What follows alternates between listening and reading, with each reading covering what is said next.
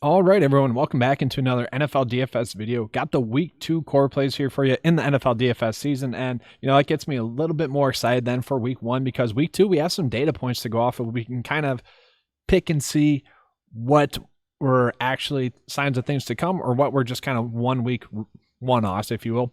Already have been watching the film as well, so I have some pretty good ideas of which players stood out on film and which players did not stand out on film, kind of which performances were outlier performances and which performances were ones that we can expect to going forward. So in this one, I got a tight end value play that I really like that I think could be a core play for us, and then I'm going to go over 3 kind of running backs that are going to be workhorse running backs at cheap prices that I just love, and then kind of easy quarterback play. And then receiver wise, I'm not exactly sure where I want to go. Obviously, a lot of the times you just want to stack a receiver with your quarterback and, do some correlation like that. So, we'll get into the plays here right now. We'll start off, though, with the cover boy, David Montgomery. So you guys are probably wondering why I like David Montgomery this week, and some of you guys probably aren't. So David Montgomery I really like for 2 reasons. One, the guy looked like a stud on Monday Night Football going against the LA Rams, who, they're supposed to have a good run defense, and I think that they do. David Montgomery kind of took them to the shed, okay? Very quick, very decisive, was a hard-nosed runner, but also was very dynamic as well. He really took a step from his rookie year to his second year, and it looks like he has taken that step once again to his third year. He's never been a bad running back. A lot of his rookie season was just him getting used to the NFL system, but also a lot of the plays were kind of just poorly blocked, poor play designs and whatnot, really not on him. So not really shocking to see him continue his good success from last year. So just looking at it right now, guys, he's at a great price point. 6.1 is a great price point for him. He gets kind of a push matchup this week with the Cincinnati Bengals, but they didn't really look that good as a whole defensively. I would say they're going to be more of a plus matchup throughout the year. I'm not going to say they're horrible. Not one that you want to attack every week, but given the price point of David Montgomery, I like him at 6.1. I got him projected to get 17.3 rushing attempts for around 70 yards. Probably going to get a TD in this one against the Bengals. Projected to get a TD in this one. I like that. So overall, he's projected to get 13.2 DK points just on the ground. Obviously, you could take that touchdown away possibly. That's fine. His DK projection total then would be 12 DK points, which is a solid floor for us. We'll take that any day of the week.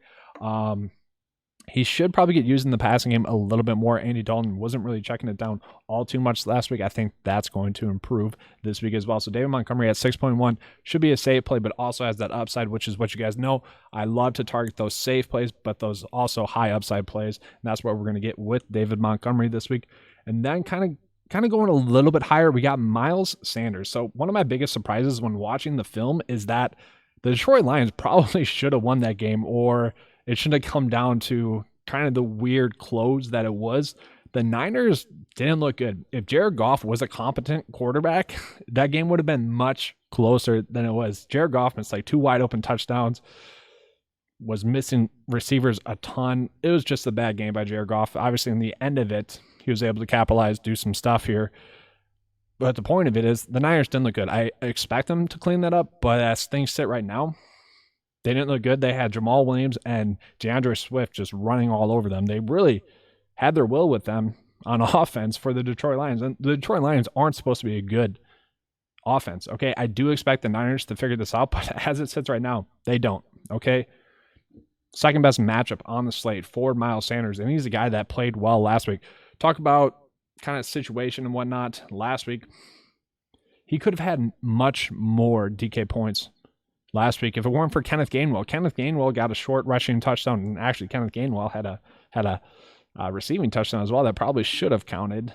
So that's neither here nor there, but watching film, I kind of saw that. Miles Sanders here should get right around 15 rushing attempts for around 75 yards if that matchup holds true. If not, the 20 DK point projection that we have for him might be a little bit too much, but I still see him getting right around 15 DK points. He's a guy where if he breaks a couple of touchdowns as well, that's going to really open up the slate for us. So, just factoring in the fact that Kenneth Gainwell did well, Had, 2 touchdown opportunities. I could see that going Miles Sanders' way. And obviously he played the most. He looked really good. So that offense as a whole looked really good. Kind of expect them to be a team that we want to target in this week. And then going down, one, I have to say I really hate that San Francisco, for my data points, has Eli Mitchell listed as Eli Mitchell. I do think he has to be a core play for us this week. Now, yes, Trey Sermon is expected to, probably be active for this one. But JaMychal Hasty was a little bit surprising because I think he is going to be their third down, passing down running back. So he might not be a bad pump play.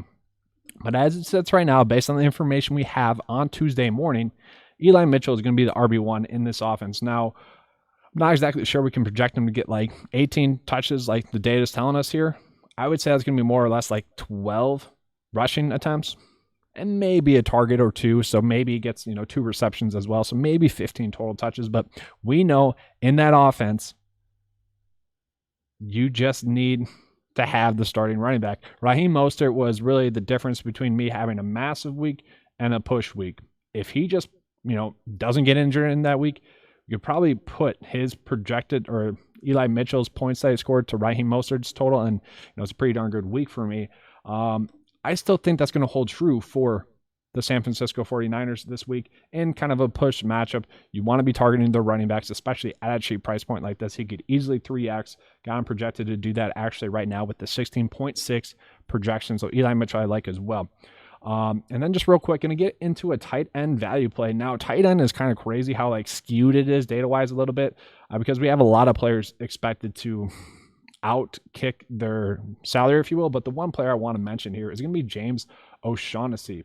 So OShaughnessy was a little bit surprising to me. Well, I should just say off the bat that the Jaguars, just a horrible game plan. You have, I'm not even mad that they ran Carlos Hyde more than James Robinson.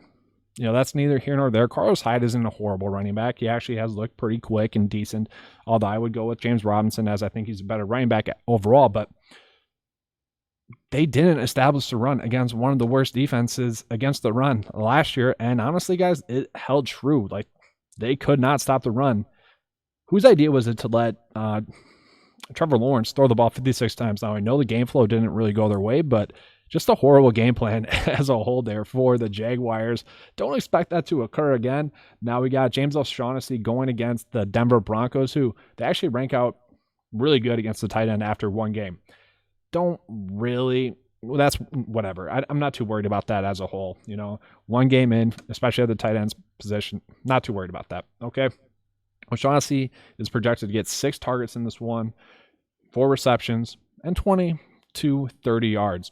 I'm good with that. I'll take that at 2.7. You could probably get 3x from him. And if he doesn't, dominate, he's not going to hurt your lineup as a whole. It's kind of just one of those things where you're okay with it. Kind of just like a shoulder shrug play at tight end, which I'm perfectly fine with.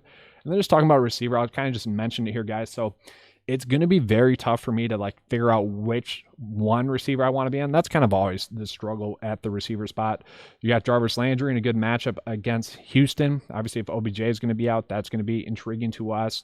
And then you could run it back with Brandon Cooks. Obviously, the Cleveland Browns struggled last week stopping the deep ball, a.k.a. Tyreek Hill. If there's one player that's similar to Tyreek Hill in the NFL, it would be Cooks there.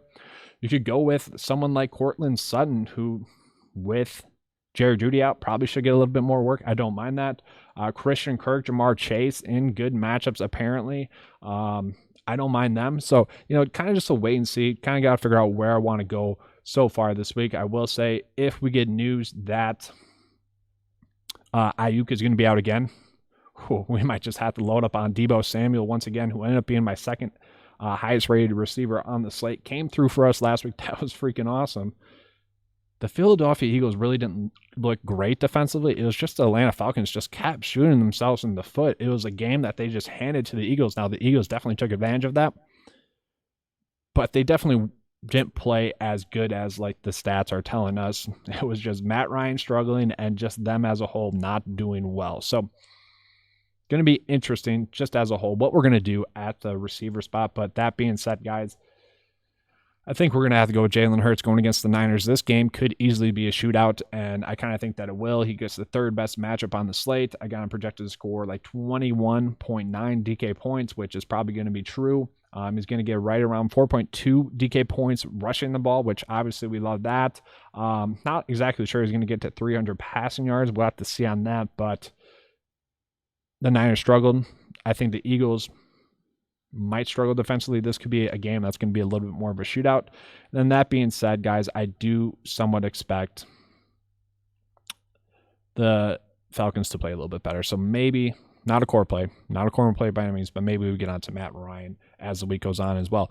But that's all I have for you guys for the core plays. Wish I could have given you guys some receivers, but obviously we really want to play a receiver with our quarterback. Once we get the rest of the receiver plays figured out, we'll go from there, and that's going to be something I can put together on like the sleepers. And then also, don't forget, I'm going to have the fades video out as well. So hopefully you guys enjoyed that. If you did, please give me a like and subscribe. I do appreciate that. If you guys want to join 9 to 5 Nation, use this cheat sheet. Also use the lineup optimizer. You can do that. Actually had a top 20 finish on the mini-max. It was the mini-max on the early slate. That was pretty fun. Nice little sweat going early on in the season. So you guys can use that tool like I did to have it, a pretty good GPP week or slate. So check that out, including your membership as well as the write-up. All right, thanks for watching, guys, and as always, let's keep cashing.